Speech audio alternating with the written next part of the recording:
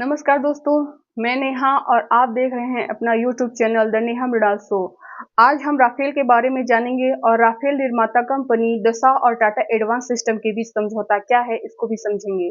यह सिर्फ एक लड़ाकू विमान नहीं था, यह देश की सुरक्षा, राजनीति, पारदर्शिता और आत्मनिर्भरता से जुड़ा एक ऐसा सौदा था जिसने न सिर्फ संसद में तूफान खड़ा किया बल्कि भारत की रक्षा रणनीति की दिशा भी तय की।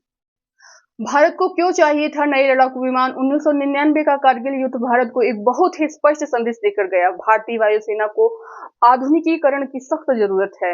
उस समय भारतीय वायुसेना के पास मौजूद मिग-21 मिराज जगुआर जैसे विमान बूढ़े हो चुके थे। इनकी औसत उम्र 30 से 35 साल हो चुकी थी।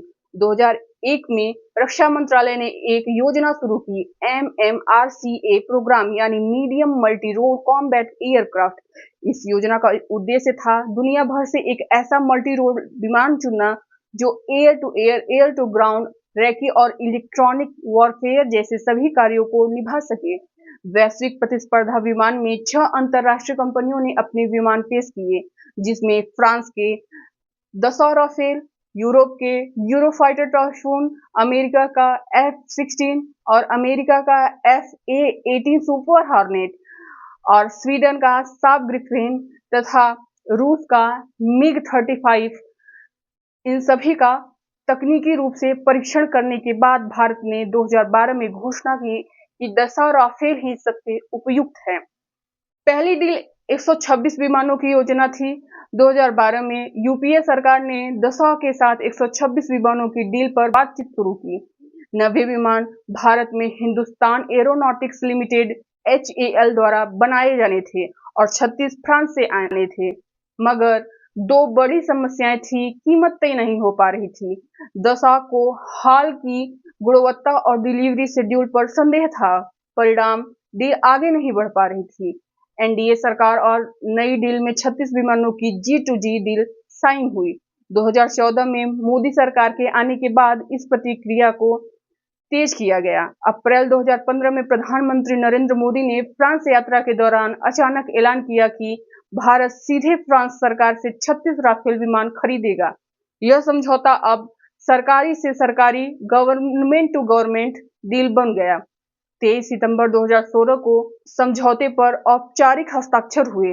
डील की प्रमुख बातें: विमान 36 राफेल फाइटर जेट्स थे। कुल लागत 59,000 करोड़ यानी 7.87 बिलियन यूरो। डील राफेल को गेम चेंजर कहा गया क्योंकि मीटियोर मिसाइल, 150 प्लस की मीरेंज हवा से हवा में मार करने वाले स्कैल क्यूरियस मिसाइल, जमीन पर दूर तक target attack, Spectra electronic warfare system, electronically scanned array radar, super manoeuvrability plus smart avionics, combat radius 1850 kilometre है। विवाद और राजनीति: विपक्ष के आरोप में 2018 में कांग्रेस अध्यक्ष राहुल गांधी ने संसद में आरोप लगाए, राफेल की कीमत बढ़ा दी गई। HAL को हटाकर रिलायंस डिफेंस को ऑफसेट पार्टनर क्यों बनाया गया? डील में भ्रष्टाचार हुआ है। राहुल गांधी ने प्रधानमंत्री मोदी को चौकीदार चोर है तक कह डाला। सरकार ने जवाब दिया, यह G2G डील है, कोई बिचौलिया नहीं है, सब पारदर्शी है। सुप्रीम कोर्ट ने दिसंबर 2018 में फैसला दिया, डील में किसी तरह की गड़बड़ी के प्रमाण नहीं मिले हैं। कैग रिपोर्ट में कहा गया, नई डील पुरानी प्रस्तावित डील से 2.86% सस्ती है, डिलीवरी तेज है और ज्यादा एडवांस टेक्नोलॉजी मिल रही है। रक्षा दृष्टिकोण के लाभ से चीन के साथ गलवान संघर्ष 2020 के बाद राफेल की तैनाती से दबदबा बढ़ा।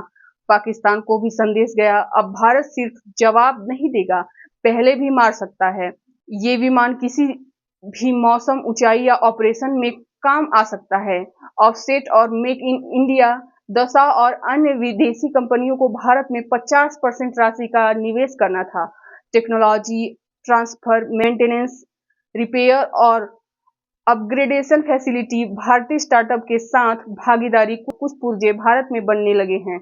5 जून 2025 को राफेल निर्माता कंपनी दसा और टाटा एडवांस सिस्टम के बीच समझौता। रक्षा क्षेत्र में आत्मनिर्भरता की ओर भारत ने गुरुवार को एक कदम बढ़ाया। राफेल लड़ाकू विमान का ढांचा भारत में ही बनेगा। राफेल बनाने वाली फ्रांस की विमान निर्माण कंपनी दसाल्ट एविएशन और टाटा एडवांस सिस्टम लिमिटेड के बीच इस संबंध में समझौता हुआ। TASL ने कहा उसने दसाल्ट एविएशन से 4 उत्पादन हस्ताक्षर समझौते पर हस्ताक्षर किए हैं। यह देश की एयरोस्पेस निर्माण क्षमताओं को मजबूत करने और वैश्विक सप्लाई चेन को समर्थन देने की दिशा में एक अहम कदम है। हैदराबाद में स्थापित होने वाले यूनिट में राफेल के पहले ढांचे का निर्माण वर्ष 2028 में होने की संभावना है और प्रतिमाह 2 पूर्ण राज्यों की आपूर्ति की उम्मीद है।